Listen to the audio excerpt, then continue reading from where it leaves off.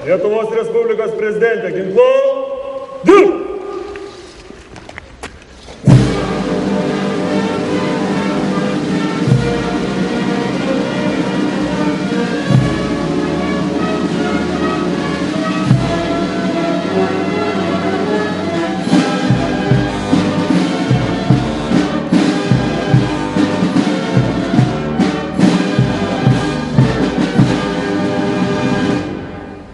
Jūsų ekscelencija, Lietuvos Respublikos prezidentė, Lietuvos kariuomenės garbės arkivyskupą iškilmingai vėliavų pakėlimo ceremoniją išrikiuoja Pulkos vadas kapitonas Čiutas.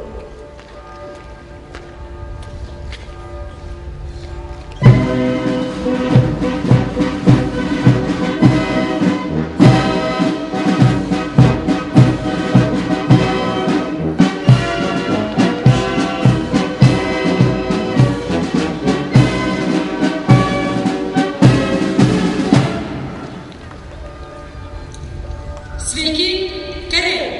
Sveika! Vėliava, kel!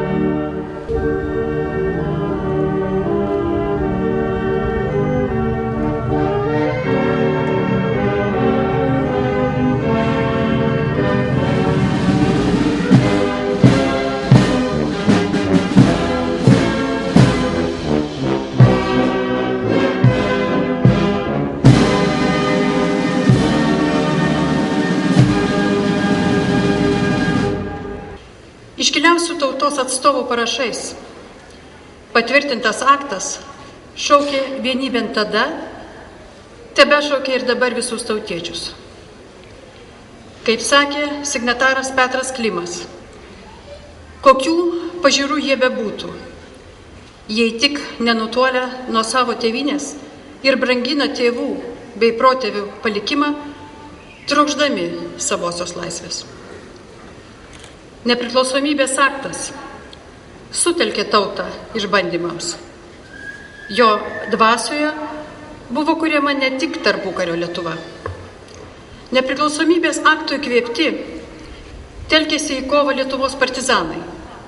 Jo rėmėsi rezistencinis judėjimas sovietmečiu. Jis padėjo tremtiniams nepalūžti, išsaugoti viltį. Šis laisvės dokumentas inspiravo ir 90-ųjų kovo 11-osios aktą, šiuolaikinės, modernios Lietuvos pamatą. Vasario 16-osios akte nebuvo žadėta nei materialinė gerovė, nei išskirtinės privilegijos, tik laisvė. Šiandieną esame laisvi. Džiaukimės laisvę, branginkime ją ir tvirtinkime ją kasdieniniais savo darbais, kaip tai darė nepriklausomybės akto signatarai. Tegul visuomet vasario 16-oji būna mūsų laisvės ir nacionalinio orumo šventė. Salve!